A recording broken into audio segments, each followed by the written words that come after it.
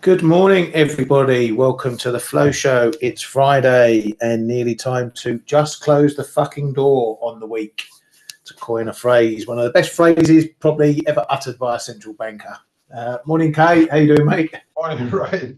It is right up there, right? It's right up there with Draghi, whatever it takes. And then I recall back in the days where the euro was created and Pim Duesenberg was the first ECB governor, and saying when the euro dollar was cratering from its opening price around 118 to below parity, he was saying, yeah, euro is going down, but its internal value is very strong. So Yeah. it's right up there what he did yesterday. Well, I just can't unhear it. Yeah, I didn't see it live, obviously. It must have been something just to hear that live coming out. But yeah, fantastic. Yes. I wonder if he'll be forced to issue some sort of apology or something, or that's Yeah, definitely coming up probably in the next FOMC yeah, presser. or saying it wasn't fucking but frigging or freaking or Yeah, has been done. freaking. Yeah, they love a bit of freaking over in America, don't they? Anyway, good entertainment, and we'll obviously touch upon what Powell said, the important parts, or what might be considered the less important parts to what he did say. Right, so yeah, let's get into it. Our mates at the PBOC say they will promote direct yuan trading against foreign currencies. So they're going to be just a note that they're going to be expanding on the use of the yuan versus other currency. You know, we've got people like South Africa getting more into it, India, that sort of thing. Haven't heard much comments in a while about that, but the PBOC deemed it necessary to bring it to our attention again. Over in Japan, Kishida's cabinet has approved the 87 billion extra budget. That's just his cabinet. It's now obviously got to go forward from that point, and any bum fights to come.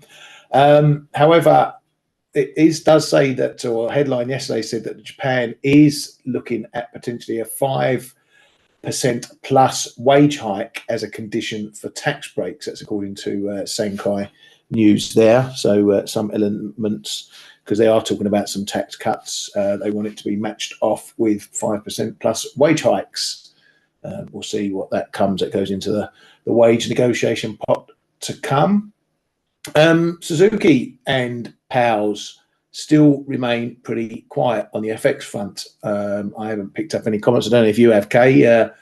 Any of the big wigs talking about the level of the yen again, but he was out with a comment last night and not saying anything about the level, which is a bit surprising. I thought they might have been popping up this week, given we're heading and now over 151. Yeah, their silence is deafening. Huh? It's I still think the alert level hasn't come down, because the last lines we heard from Canada, they were talking about that speculation. And in the meantime, the yen's trade weighted index is plunging every day. Well, plunging is a big word, but it's just weakening every day, and we are way beyond last year's interventions levels. Below, I should say.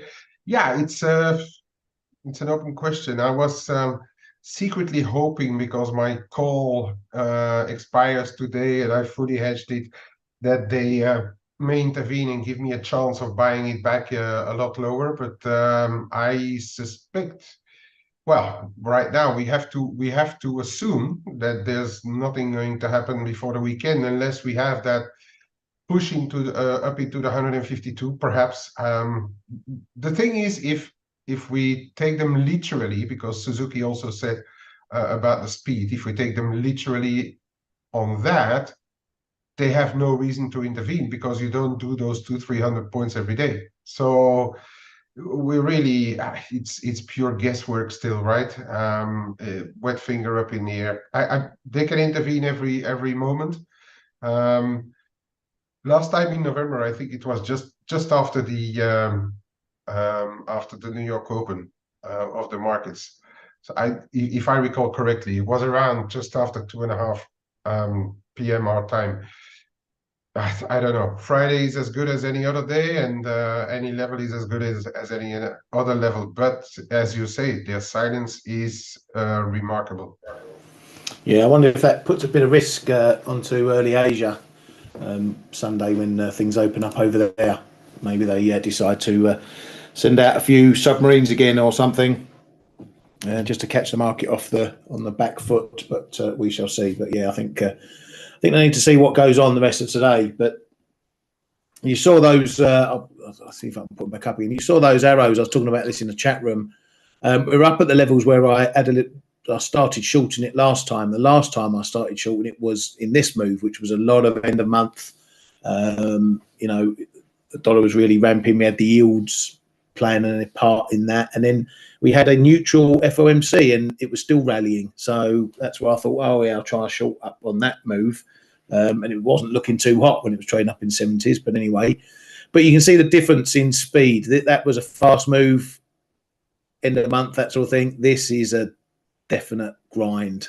This isn't a move that you think, yeah, it's gone up hard and fast, it's going to come down hard and fast as well. This has got the potential to build into something, maybe another break. We might get something similar to the 150 where we had a grind up, then we just bumped along before eventually breaking. So I was thinking maybe having a little short up here. I don't know if I'd do it for a weekend trade and leave it on over the weekend if we test up those highs again.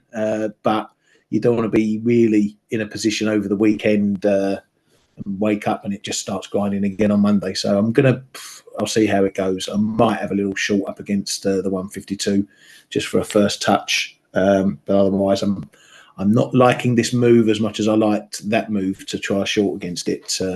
And we're still not getting any reasonable dips to get into. If you want to long this one, it's a bit of a jump in and shut your eyes and hope for the best. And that's not the best trading strategy in the world. But unless if you want to have a punt, because you're really taking a punt on possible interventions, right? Yeah.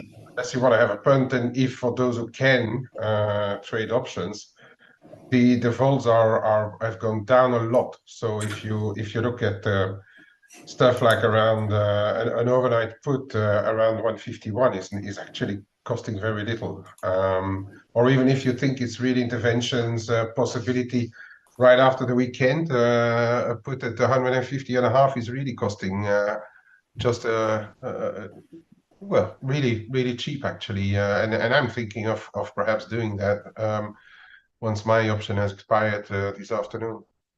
What's buying like a 150 or 149 put or something? 150.5 should cost no more than 6-7 pips or so. Yeah. Yeah, might be worth looking at. Because if we don't have anything and you're short, what's your expectation for it to come off? That's the question really, right? And depending on where we end, of course, in the bond market today, etc., blah blah blah.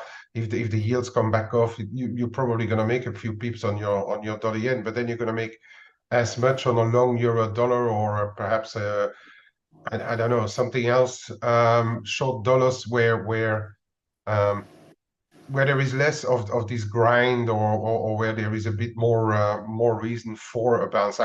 I'm thinking about like actually perhaps euro dollar also because it's just so resilient through everything. Yeah, that is. I'm going to point that out shortly, but yeah, it does seem to be holding up a bit better than the others on these moves. But we'll get into the moves after we got through the news and stuff. The RBA had their statement minute thing out on their last meeting. They said that they saw a risk of upside surprises in inflation within their outlook.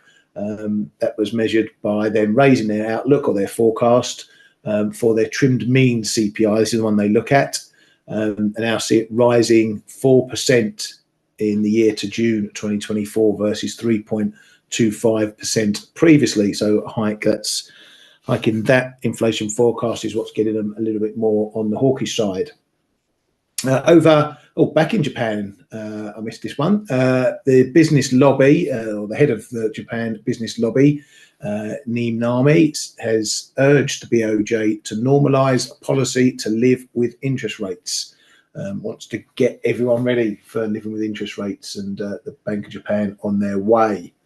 So again, it's just a change in the sentiment of what's going on in Japan, getting ready for the eventual hopeful hike of rates over there. Over to the Norges, and head of the Norges, Bakker, says that the bank doesn't have a policy target for the krona. See what they're doing getting up to with their FX stuff, but they don't have a particular target for that.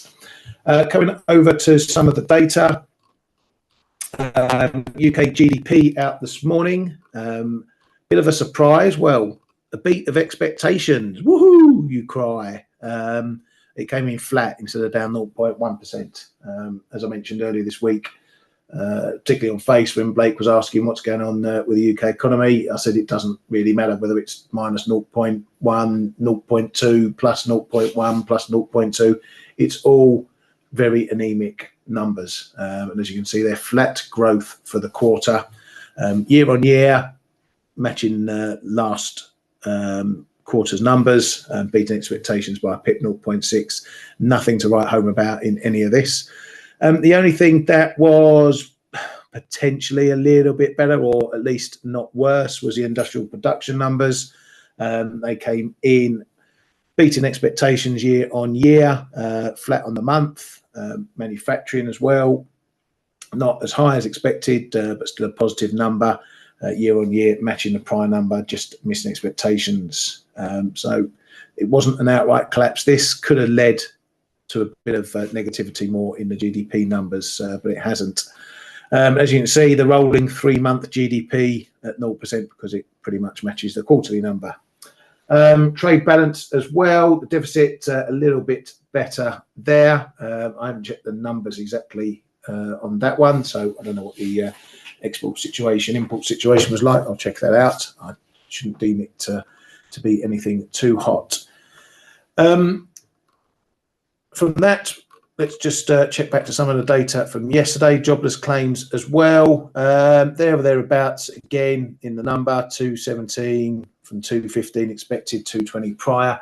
But that continuing claims has ticked up again and continues, as I said, to move higher. So that might be a little bit of cause for concern, but not at these levels, not ticking up, 14, 10 grand here or there. Start getting above the 2 million mark, and then people will probably sit up and take notice of that. Right, back to the ECB. ECB's Wojcik says it's too early to think about rate cuts, and the ECB must be ready for either hikes or cuts in 2024. Going to hear a lot of division amongst all these central bankers at the moment. ECB Centeno says we are at a plateau in terms of interest rates. So he's one of the doves there. BOC's Rogers. BOC is not talking yet about rate cuts. Over to the Fed. This is where you're really going to hear the divergences popping up. Fed Goolsbee says the Fed will need to monitor the risks of overshooting on rates. Fed Barkin says that anecdotal evidence is at odds with the latest GDP report, as he sees a slowdown coming. Says the Fed needs to lower inflation further. Whether more from the Fed is required remains to be seen. He's not convinced inflation is on a smooth glide path to target, and says he has a hard time declaring sufficiently restrictive. That term, it's the new term for the Fed. Fed Bostic says policy is likely sufficiently restrictive. Fed's Bowman says that she expects further hikes in rates will be needed. Fed's P.A.C.E says that it's too soon to, or P.A.C.E, I think it's Italian anyway. Fed's P.A.C.E says it's too soon to rule out further rate hikes and declare victory on inflation. So someone who's not sufficiently restrictive. And then we move on to the man himself, Fed's Powell. Well, again, mixed messages. Mainly the slant was a bit more hawkish, a bit more stronger in we're keeping rates up, trying to snuff out, rate cut views and sentiment. He said he's not confident we've achieved a sufficiently restrictive stance, but then later on in his comments said policy is probably significantly restrictive. So sitting on the fence with that one. Then added, will not hesitate if tightening becomes appropriate further down the line. We'll continue to move carefully and make decisions on a meeting by meeting basis. Still trying to judge if more needs to be done, and we'll consider how long to keep rates high. The bigger mistake remains not getting rates high enough. So as you can tell, it's a bit more hawkish there. Said he's attentive to the risk of stronger growth could undermine the inflation progress and warrant a monetary policy response. That's something I've been saying for a while. The only real reasons why the Fed may go into another bout of hikes is if inflation starts jumping again, or the economy runs hot enough that they get worried that it will bring further inflation, and that causes them to hike. So he's remarked on that particular point there. He says the US economy has been stronger than expected, and says this year has been remarkable. But GDP growth is seen moderating in the coming quarters. Whether that happens, though, remains to be seen. So they're forecasting it, but they're going to have to see if that actually happens. The Fed will not ignore significant bond tightening, but we do not have to make a decision now. So eyes are peeled on what's happening in yield markets, and they will move if they deem it. The moves are, I won't call it destructive, but out of kilter with the fundamentals. Speaking of yields, and okay, I don't know if you noticed this, you watched this live, the 30-year auction was a bit of a crappy one again. Yeah, bit of a crappy one again, lower demand and a higher price asked by investors on that. What was the reaction to that one? Shocker of an auction. Shocker of an auction. Yeah. We could also argue about the when issued price, because because it's a new auction and everything. So 30s were trading around what, 472.5. They came up with a when issued at 471.5, 6, 471.6. And then the auction, actually the high yield was closer to 477. But yeah, the bid to cover was lower. The primary dealers had to go more to the auction because very little other people. Well, if you look at the percentage compared to what is usual, or what we may have expected if the bond market is really okay now to start to buy bonds. So no, it was a shocker. I mean, it's a humongous tail, more than 5 BPs. Was a real bad one, and that is the reason really why the dollar started to, how should I say, turn or at least gravitate higher again. It was because the market was expecting it to be a pretty decent auction, a bit like the 10s, which were lukewarm but okay. But this one was really a bit of a shocker, and that's and then that famous line about Powell in his opening speech at the IMF event, saying that he's not sure they are tight enough yet. That combined sent the dollar a bit higher, and those yields higher. The 30s went like, I think 11 or 12 BPs more expensive at one stage compared to where we were before the auction.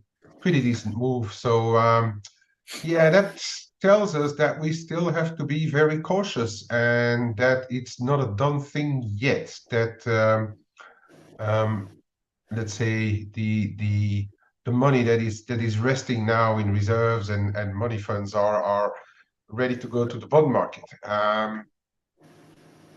So yeah, it's still very uncertain, this situation. Now, so to put it in sort of layman's terms for people, you know, we have got the Treasury looking to raise, you know, a lot of money, far more than they were before, to fill some of these black holes from the fiscal stuff and whatnot. And it's not triggering investor appetite, and so that's why we're seeing demand lower. Doesn't necessarily mean it's a huge problem. you know, because there's so much more coming to the market, demand might not match it. But investors are then asking for a bit more on top, a bit more of a premium to take that money. But even so, the average yield was still lower than the prior yield. Yeah, but that was to be expected. That was expected as well. Yeah. Yeah, the thing is really key is that are investors okay to go to all those auctions, and then we need to see the bid to cover higher and no or a very small only tail, because there might be tails because yeah, the treasury has to fund it, so the bond sharks will always ask for a little one, a little on top. But it's more like how is the appetite looking, and that was a bit of a shocker yesterday. This being said, it does not necessarily have to be a very bid for the dollar. What we saw is a reaction on the back of it in risk, which then sent the dollar higher. But we have to be a bit careful what we do with the dollar on the back of it.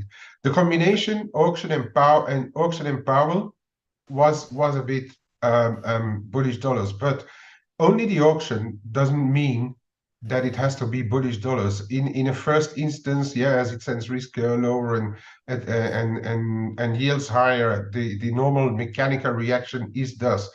But it may also mean that foreigners are not really having a lot of appetite for US assets, and then it may in a second leg or a second wave, it may actually become a little bit negative dollars or more negative risk. So it's not a straightforward dollar trade, this one. Yeah, Ali, we have seen your yen trade, but we've also already commented a lot about the yen, and it's really a slow grind, this thing. But I don't understand your 41 purchase and your stop loss 140 points lower, take profit only 30 points higher. Is that a typo, the 150.01? Because that's I was going to ask that. Is that 151.01? Yeah, I guess it's 151.01. Yeah, it's still not a very good ratio for stop loss take profit, but well, it's a slow grind higher for the time being. There's not much else to say than it grinds higher. So yeah, could be a decent trade, but beware. And I hope your stop losses are protected if ever we would get an MOF intervention, because we are at levels where the risk is high. Okay, and yeah, so that's about it on that auction as well, Ryan. Yeah, thanks, mate. And I don't want to influence you at all, Ali, but I'm not a fan of parking stops just above or just below big figures, depending on which way it's moving. Personally, myself, I'd have the stop at 150.90 or 85 or something like that. If you're going to put it on the big figure, that's, you know, you can see that's the level that holds if you come down that far. As I say, I don't want to influence your trade. I'm just giving you a bit of advice of what I would do around big figures and something like that. Right, yeah, that's it on the headline front. Is there anything you've got to bring to our attention, Kay? No. It's been apart from those events we've been talking about, it's been very quiet. Huh? Yeah. Right, well, I'm going to look at a couple of pairs because I was off yesterday afternoon, so I've done an awful lot. As already mentioned, Euro is looking a bit stronger than the rest of them. We're still having this move under 107. So that's going to be a watch point if we get up there again. Is it going to resist, or is it just going to become a bit wishy-washy? Obviously, typically it went the way after I got out my trade, but that's trading for you.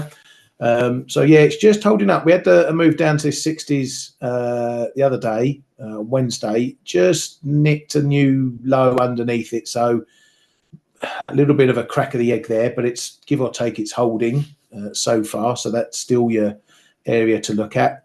Probably want to see a hold under 60 now to bring further downside. So we've got a bit of a sort of 100 pip range to play in on that way. You can tell how the euro is stronger than the pound at the moment because cable's going down more than the euro is, and that's why euro sterling is now having another look up towards these highs.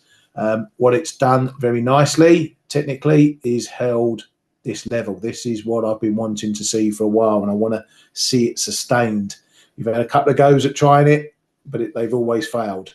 Is this one going to fail as well? Who knows? But if we get a bit of a period of bouncing along here as support on retests, then that's going to give us the springboard maybe then to take on these prior highs and get up to my next zone, which is around the 85, 70, 90 area, and then up towards 88.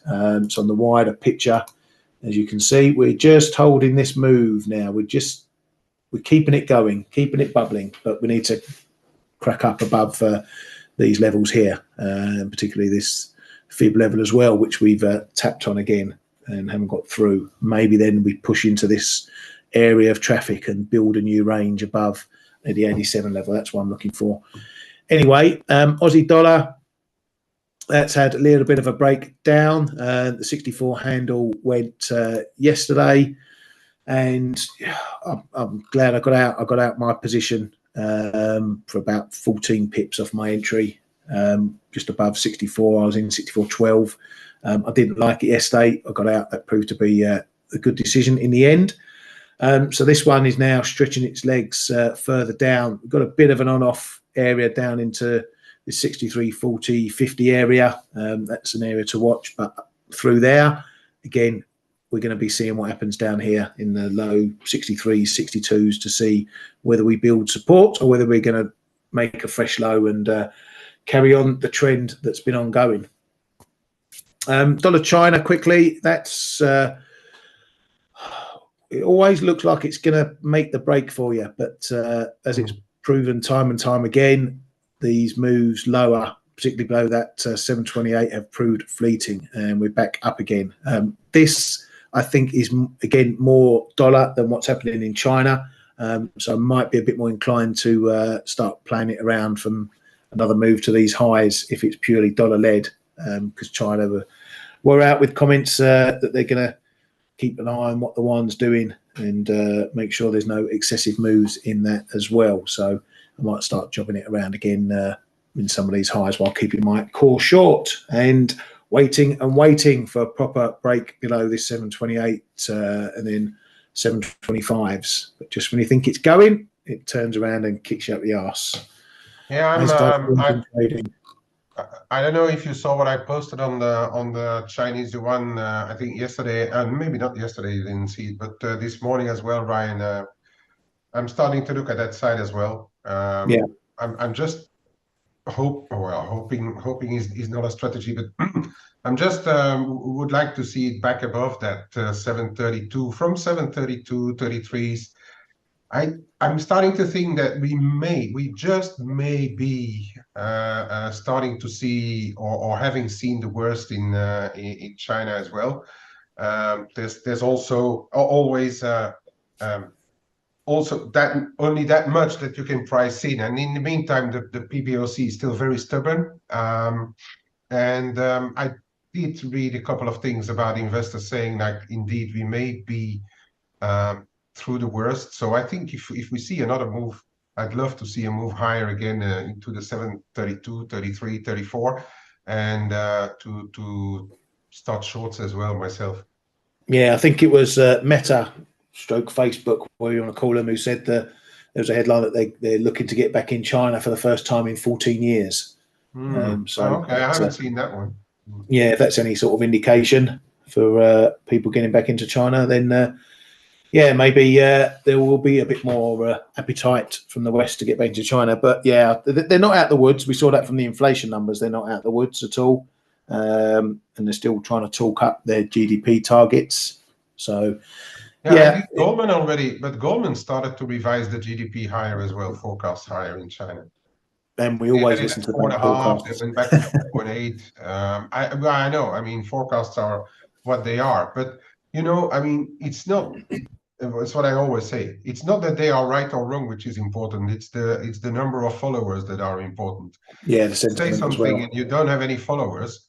You may be 100% right with all your forecasts, but it's not going to matter if you are only half the time right, but you've got I don't know, $500 billion behind you of money to be moved around. you can even be wrong. You're still going to move the market, right? Yeah, exactly. Yeah, exactly. So, yeah. Anyway, I agree with those sentiments. We may be over the worst. I think there might be a bit more pain to come, but I don't think the market's going to be all over it, weakening the one like it was before. And definitely the authorities over there won't be looking to let it ride too far. Touch wood. We shall see. Kay, did you want to pick a few choice ones? Yeah, I'm going to yeah. I have a couple of things to show. First of all, let's keep the tradition going, okay? So we had this move. These are the interest rate differentials, which I always like to show. We had this move wider again on the auction and Powell, but we are starting to creep back in these are the sterling ones. European ones are exactly the same. We had this move down over the auction and over Powell, and now we are starting to slowly creep up again.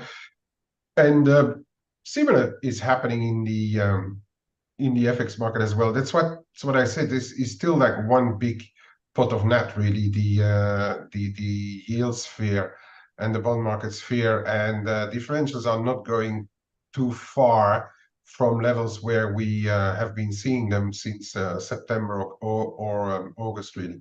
The thing is, it's that's what I was saying earlier as well. Those moves that we have seen yesterday, it's very tricky and sometimes a bit complicated to trade the dollar on it for more than just the time of the event. And that's exactly what we are seeing again now, especially in stuff which is defying a bit the laws of gravity, like the euro, for instance, the euro dollar. And we have seen that the euro, despite crap numbers coming out for weeks or months, it's still a bit resilient. That's likely because of the size of this block, this economic block as well, and the market. A bit what we've been saying in line with what's happening in China. The market perhaps thinking that okay, we've had all the crap data. Perhaps we are through the worst. So the euro is not suffering as much, and we are seeing it on the euro crosses. Anyway. For today, we've had again a try around this 106.60, which has always been a bit of an area of interest. I'd say that for as long as we hold above 106.5, 106.45, stretch it to 35, 38.45 there. We're in a range. We're just in a range, and I would not even exclude that, seeing the strength of some of those euro crosses, we could even make it back to 107 or around 107.15, and then just sit there, depending on the Michigans this afternoon. Just sit there. I've already said it earlier in the week. It looks like the euro dollar is very stuck to me, and the rest is gravitating around it. So that makes those euro crosses move. So if you want to trade dollars, I'd say it's perhaps better to find another dollar than the euro dollar, really. Cable, well, we've done all those failures and stuff. This is the breakdown yesterday, after the auction and after Powell, around 122.70, 75. But we're holding the underside of the trend line here in the low 122s. I'm going to say, and as the Michigan is doing anything special, this may be it for the week. But let's see what those yields are doing, because they are slowly creeping back up.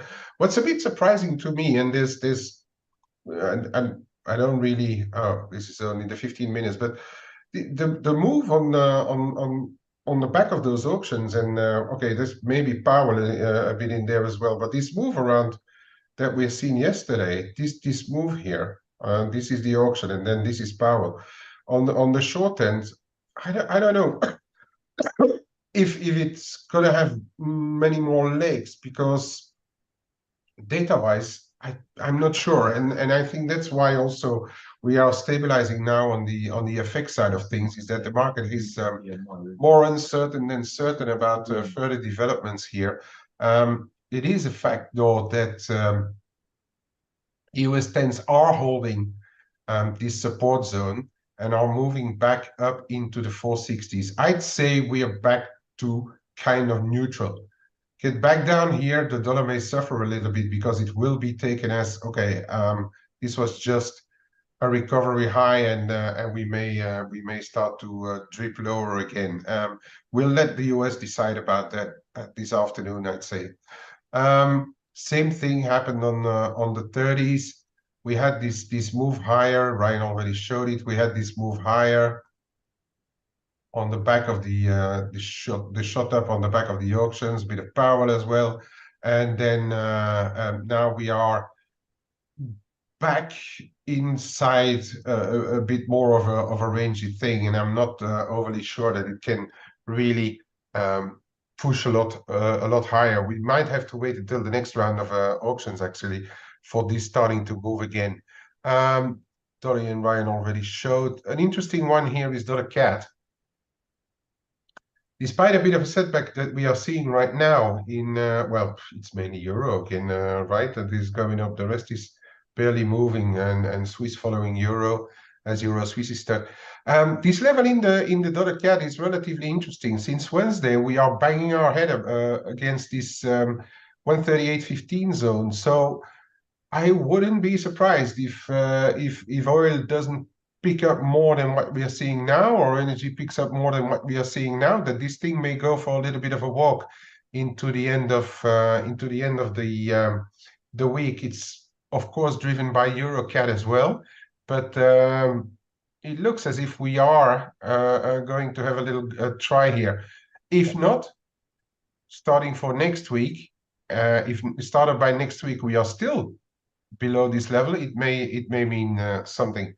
I just want to show the Norwegian kroner, right? Because we had this overshoot on the CPI again this morning, and the Norwegian kroner is strengthening a little bit. Finally, some will say, but we are still very much in an uptrend here, right? As we can see. So as I was saying, people are asking about, is it finally time to buy the Norwegian kroner? And people are constantly trying as well. I'd say be a bit patient, wait for the confirmation for this to turn around, because regardless of the higher CPI, and I think it's now baked in that the Norges Bank is going to raise rates again in December, because they really widely kept the door open over the last meeting, up to 4.5%, which puts them somewhere right in the middle, or even towards the better end of the pack of central banks. But first of all, energy has been coming lower a little bit over the past sessions, more than a little bit, and what is really important here is that the Norges Bank is still selling Norwegian kroner every day. So again, here, I'd say pick your levels wisely. Wait, perhaps, if you really want to start to buy Norwegian kroner for last leg up, and then counter trade it. Respect this level around 12.0809. My line is a little higher, it's 12.08.5. But if it goes up, Euro NOK goes above 12.10, it's really not a good position. One that may be a bit better is the dollar Norway, because we have this May high is around 11.30. We're trading around 11.12, 13 right now, but we are starting to put in us lower highs here. All right, so this one may be interesting. Watch your sizes, because it's still, if you try to sell against this 11.20, it's still a 1%, okay? It's still a 1% move, so watch out with your sizes. Or, as I'm saying, wait for perhaps closes. It's not that massively far away, this 11.0708 level. If you start to get below those levels here again, around 11.10, 11.0708, we may be in for a little bit more. Confirm it through 11 the figure, then I reckon we may have seen a really decent top, and we may see different levels. Okay, it's going a bit fast at times, so again, I can't hammer enough on the fact that you have to manage the size of your positions if you want to trade Norwegian kroner. Okay, but I just wanted to show the possibility here of something developing. Okay, for the time being, though, you have to know that we are still in this uptrend. So if those levels are starting to hold again, don't be a hero and try to fight it. Okay, so that for that. There was a question, Charlie. Euro sterling has risen after the positive GDP numbers out of. Can you explain why? Because we just said that for one, the euro is behaving pretty strongly, and again, it's rising against everything right now. And for two, as Ryan already said as well, even if those numbers beat, look at where they are. We are more or less flatlining, right? So yes, everything is not bad, let's put it that way, and the numbers beat a little bit, but then you have to put the numbers in context, okay?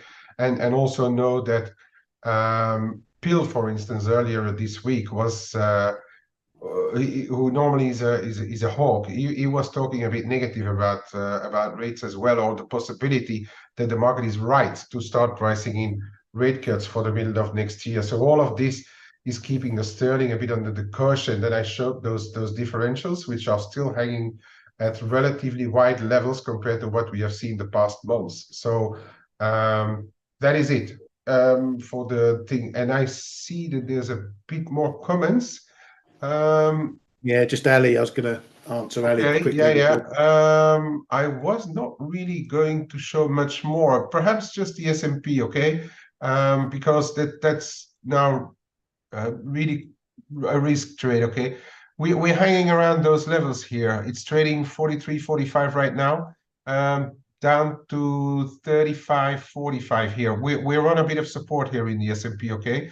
And some people may not like this this breakdown if it would happen. All right. On the other side, we are still above this latest little trend line break level, so it could just hold around here. All right. If you get a confirmation though below 43, 10, 20, this thing may give up the ghost for into the weekend. So we are on interesting levels here. Ryan, over to you, mate. Yeah, thank you, mate. Ali's question is that his aim is to get 8 to 10% per month profit on his account, but he sees that he only gets 5 to 6% profit. What do traders aim for? I'm never one for targets, personally. Okay, there should be 3 stages in a trader's life. At the start, don't lose money. Second, make money. Third, learn to improve on making money. If you're making a good 5 to 6% profit, Ali, that's nothing to be sniffed at. If you're doing that regularly, successfully, you're going to compound your account and build it up. So, you know, your $5,000 account this year, you know, 15, 18 months next year at 5, 6% is going to be double. And then your 5, 6% is going to be on 10 grand, and you compound your account and you slowly, steadily build up your armory, you build up your account and you make consistent money. And that's how you get the snowball running. What you want to do if you're making 5, 6% to get to your 8, 10% is look at your trades, your profitable trades, amongst other things, and see where you could have improved. You know, would you have improved those profits if you had not taken all your profit, taken half, taken 3/4, and then allowed the position to carry on? Those are the little bits that give you the icing on the cake, that give you that extra boost to your account.